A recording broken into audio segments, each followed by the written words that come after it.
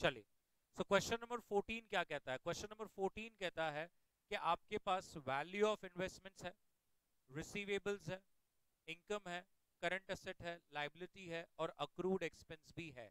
Yes और no? और number of units है 200 millions. Exit load applicable is 2.5%। Question कहता है अगर इन्वेस्टर को बेचना है तो कितना पैसा मिलेगा? कम ऑन, 2 मिनट्स सोचिए क्या करना चाहिए। यस, पहले एनएवी निकालना पड़ेगा। वेरी गुड, बराबर है। चलिए, तो सबसे पहले अपने को एनएवी निकालना पड़ेगा। मुझे बताइए कौन सी चीजें आप लोग ऐड करोगे? कहना से वैल्यू ऑफ इन्वेस्टमेंट्स ऐड होगा, उसके बाद रिसीवेबल्स ऐड होगा, उसके बाद अक्रूड इनकम ऐड होगा, उसके बाद करंट एसेट्स ऐड होगा, उसके बाद बड़ी लाइबिलिटीज और एक्सपेंसेस क्या होगा? लेस हो जाएगा। यस और नो? चलिए, सबसे पहले लिखेंगे calculation of NAV which is total assets minus total liabilities divide by number of outstanding units. So 3474.2 plus 260.6 plus 173.6 plus 521 minus 390.86 minus 86.8 divide by 200 million.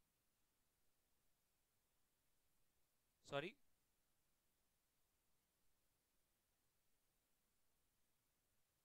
19.7587। Check कीजिए क्या सबका यही आ रहा है? एवरीबडी 19.7587। बट क्या ये मेरा आंसर है क्या? नहीं, ये तो एनएवी है। मुझे चाहिए मेरी सेलिंग प्राइस, और अगर मुझे सेलिंग प्राइस निकालना है तो मुझे क्या करना पड़ेगा? वेरी गुड, सेलिंग प्राइस अगर निकालना है तो एनएवी में से एग्जिट लोड लेस करना पड़ेगा। सो 19.7587 1 पॉइंट, बताइए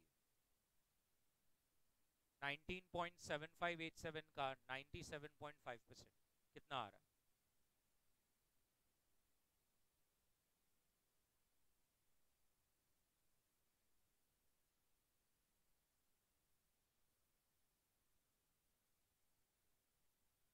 %14.8190%।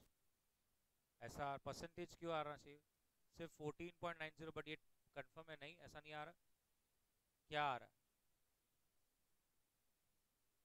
19.2647। चेक कीजिए सब लोग, 19.2647 आ रहा है क्या?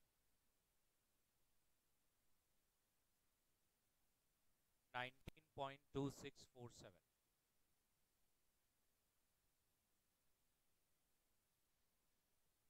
बराबर है?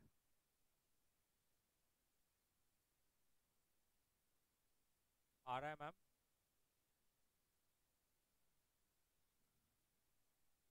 अब क्वेश्चन नंबर 15 एक बार स्टार मार्क कर दीजिए, इंपॉर्टेंट है। उसके बाद मैं आपको ऐसा क्वेश्चन दूंगा।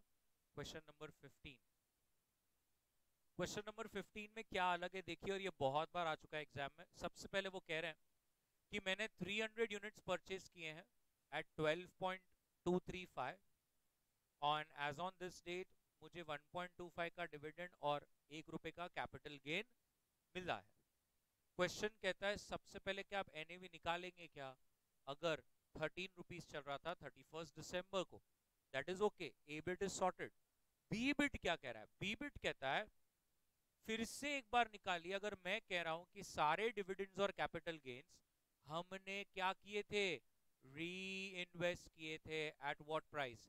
12.5। इसका मतलब ये बहुत साफ है कि पहला जो ए बिट है वो एक सिंपल ग्रोथ स्कीम है, और जो दूसरा बिट है वहां पर आपने शायद डिविडेंड री इन्वेस्टमेंट ऑप्शन चूज किया है, और इस वजह से आपको जो भी डिविडेंड का पैसा मिलना था वो अब नहीं मिलेगा, बट उसके जगह पे आपको क्या मिलेंगे, यूनिट्स मिलेंगे। क्या ये बात सबको समझ में आ रही है? तो मेरे को बताइए क्या हम पहला बिट कर सकते हैं क्या?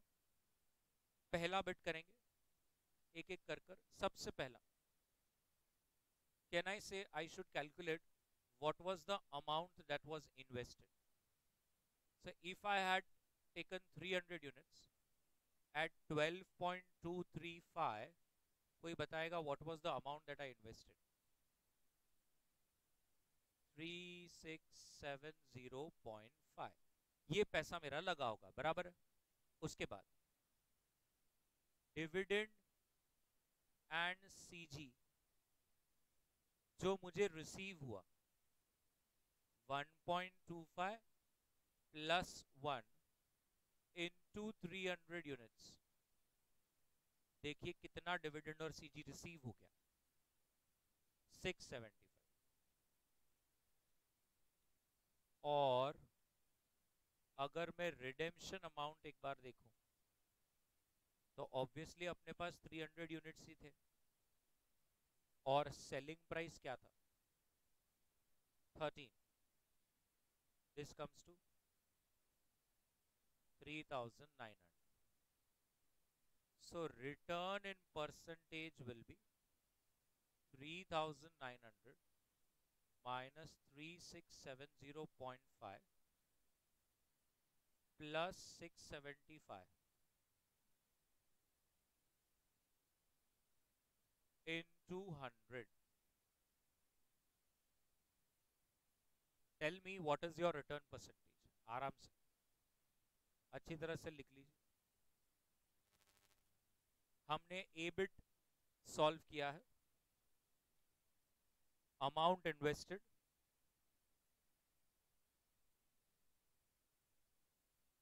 24.64%। ऐसा आ रहा है क्या? सब लोग चेक कीजिए, कुछ आंसर ऐसे आ रहे हैं 24.64, नहीं आ रहा है 24.64।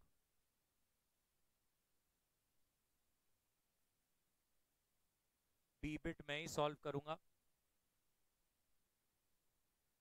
मेरा बचपन से करने का सपना था, प्लीज आगे ना बढ़े। ये ए बिट अच्छी तरह से कर लीजिए, फिर ऐसे मेरे पास और 2-3 questions I will give you. टकाटक डन। बी बिट, अब थोड़ा इधर देखिए मैं बी बिट को कैसे अलग से सॉल्व कर रहा हूं। मैं फिर से लिखता हूं, क्या ये बी बिट में अमाउंट इन्वेस्टेड जो रहेगा वो सेम रहेगा? यस और no? That is not suppose to change, ये तो भाई जो है वो रहने वाला है। अब आपका डिविडेंड और वो जो सीजी का अमाउंट था वो कितना था, 675, बराबर है। बट यार आपको 675 तो मिलने वाला नहीं है, आपको वो 675 ऐसा बताएंगे कि ये आपका पैसा है, लेकिन वो आप तुरंत ये पैसे को जो अभी एनएवी चल रही होगी उस एनएवी पर खरीद लिया होगा यूनिट्स, और वो आपको यूनिट्स दे देंगे। इधर देखिए, dividend and CG reinvested at an NAV of 12.5, yes or no? At an NAV of 12.5। तो थोड़ा सोचिए, number of units we will receive, number of units we will receive is 675 divide by 12.5, that comes to, point में नहीं आगे कुछ, अच्छा straight है, okay, 54 units. तो कैन आई से therefore total number of units now that I will have will be 300 plus 54, that is 354 units। सही है कि नहीं? पहले के 300 और अभी ये मेरे को 54 मिले। बट ये तो ये सोचो, therefore my redemption amount now will it be 300 units or 354? 354 units into what is the redemption amount? 13, which comes to 4602। yes or no? इसका मतलब रिटर्न का परसेंटेज का फॉर्मूला जो रहेगा, इधर देख लीजिए, 4602 minus what was the start amount 3670.5 upon 3670.5 into 100, can you tell me 25.378%। बताइए बड़ी क्लियर है। एक मिनट, मेरे को आपसे एक 2 मिनट बात करनी है। आपने एक चीज ये नोट करी, जब मैं ए बिट सॉल्व कर रहा था तो मेरा फॉर्मूला बनता है closing minus opening upon opening plus dividends into 100, या मैं बोलूं redemption amount minus investment amount upon investment amount plus dividend सीजीज इनटू 100। बट आपने देखा मैंने बी बिट में, मैंने बी बिट में redemption amount minus investment amount upon investment amount into 100 किया। मैंने वहां पे डिविडेंड सीजी नहीं लिया। क्यों नहीं लेना है? बिकॉज वो अमाउंट यूनिट्स के फॉर्म में मेरे पास आ गई है, और वो यूनिट्स के फॉर्म में रुपीस में कन्वर्ट कर कर 4602 में आ चुका है। तो ये आप एक गलती नहीं करेंगे, वरना दिक्कत हो जाएगी। बहुत बार लोग कर लेते हैं और डबल कैलकुलेट हो जाता है, डिविडेंड 2 बार कंसिडर हो जाता है। तो कहीं पर आप लिख लेंगे कि डिविडेंड री इन्वेस्टमेंट रहा ना, तो मेरा फॉर्मूला क्या रहेगा, redemption minus investment upon investment into 100। But अगर डिविडेंड री इन्वेस्टमेंट नहीं है तो सिंपल क्वेश्चन है, तो फिर तो मेरे को डिविडेंड ऐड करना ही है। डिविडेंड री इन्वेस्टमेंट रहेगा तो मैं फॉर्मूला में डिविडेंड नहीं लेंगे। क्या ये क्लियर है? पक्का कर लीजिए। चलिए बना लीजिए अच्छी तरह से।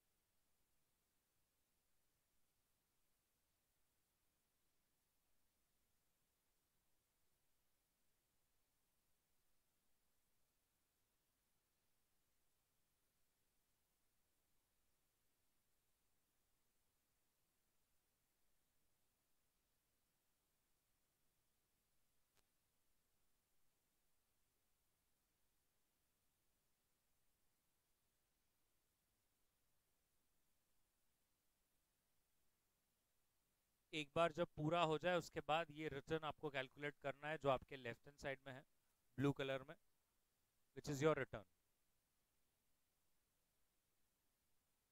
25.378%।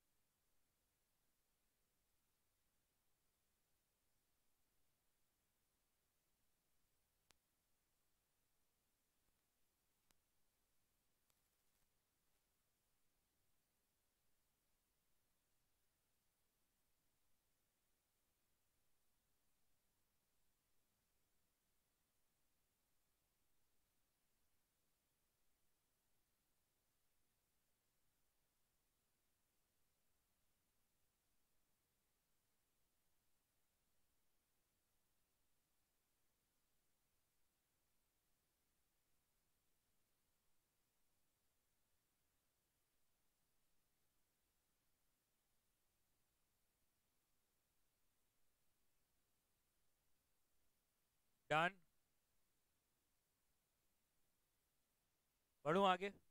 चलिए अब एक ऐसा ही क्वेश्चन लेते हैं।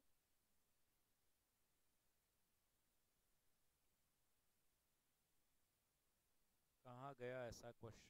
Yes,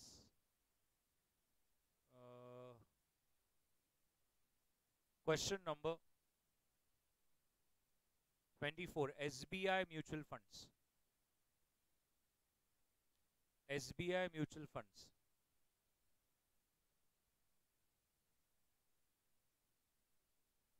SBI mutual fund says if my opening NAV is 8.5 and at the end of the year the NAV is 9.1 और बीच में अगर मुझे 0.9 और 0.75 का डिविडेंड मिला था तो मेरा रिटर्न क्या होगा? B bit. अगर सच्ची में ये सारे रीडिस्ट्रीब्यूट कर जो भी डिस्ट्रीब्यूशंस थे वो री इन्वेस्ट करता हूँ at an NAV of 8.75 assuming कि 200 यूनिट्स एक्चुअली मैंने पहले लिए थे तो मेरा रिटर्न अब क्या होगा? कर सकते हैं हम लोग. चलिए. सो ए बिट बड़ी अमाउंट इन्वेस्ट कितना किया था? Yes 8.5 into 200 units which comes to 1700. Next, dividend and capital gains 9.9 plus 0.75 into 200 units.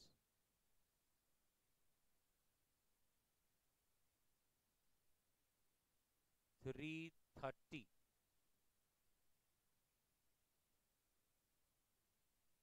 और आपका रिडेम्पशन अमाउंट बनेगा 9.1 into 200 units 1820. Therefore, return in percentage terms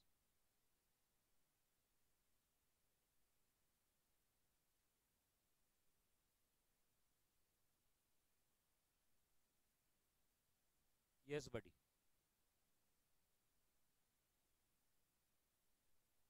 26.47.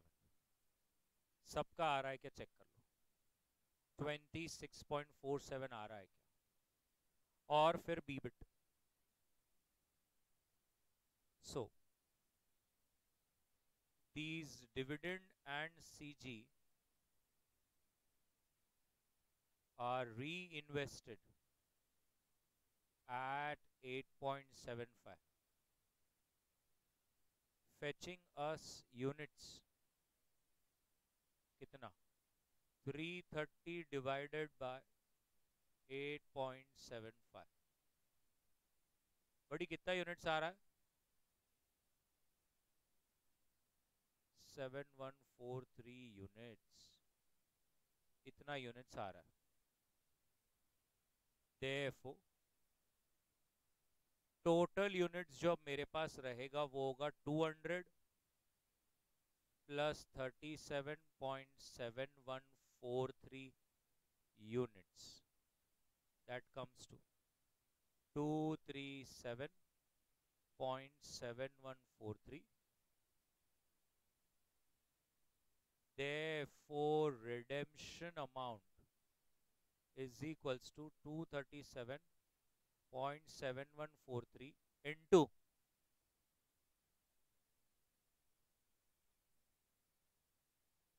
2163.2. Okay. So return in percentage.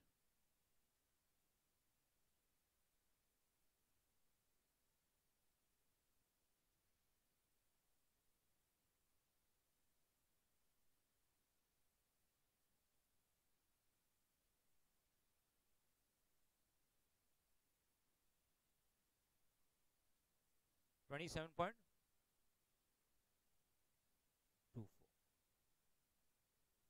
बना लीजिए please. A bit B bit दोनों board पर है.